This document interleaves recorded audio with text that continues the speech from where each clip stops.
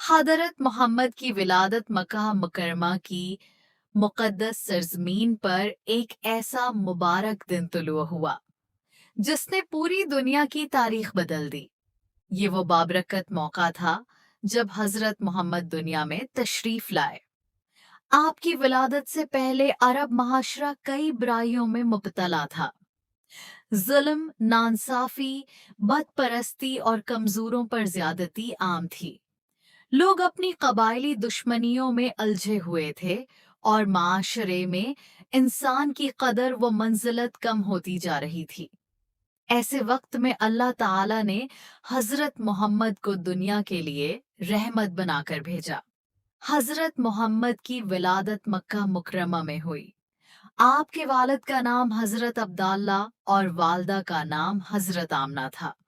आपकी विलादत से पहले ही आपके वालिद इस दुनिया से वफात पा चुके थे। आपकी वालदा ने आपकी परवरिश मोहब्बत और शफकत के साथ की। हजरत मोहम्मद बचपन ही से नहायत पाकीज़ा, सच्चे और ईमानतदार थे। आप हमेशा सच बोलते और लोगों के हुकूक का ख्याल रखते थे।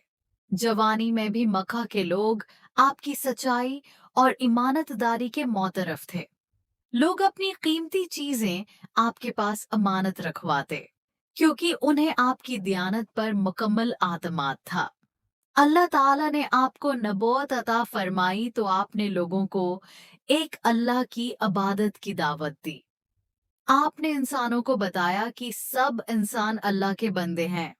किसी इंसान को दूसरे पर जुल्म करने का हक नहीं। यतीमों, मस्कीनों, गरीबों और कमजोरों के साथ मोहब्बत और रहमत से पेश आना चाहिए। हजरत मोहम्मद ने सच्चाई, इमानत, सब्र, बर्दाश्त, माफी और हसनी अखलाक का दरस दिया। आपने दुश्मनों के साथ भी रहम और नरमी का मुआमला किया। जिन लोगों ने आपको तकलीफें दें, उनके लिए भी भलाई की दुआ की। आपकी जिंदगी हमारे लिए बेहतरीन नमूना है।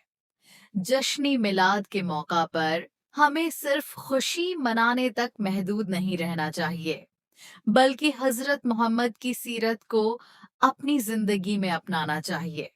हम सच बोलें, वालदीन का एहतराम करें, जरूरतमंदों की मदद करें, किसी पर जुल्म न करें और अपने अखलाक को बेहतर बनाएं। यही हजरत मोहम्मद की तालीमात का खूबसूरत पैगाम है। अल्लाह ताला हमें हजरत मोहम्मद की सीरत को समझने, इस पर अमल करने और अपनी जिंदगी को नेकी, मोहब्बत और अमन से भरने की तौफीक अता फरमाए। आमीन।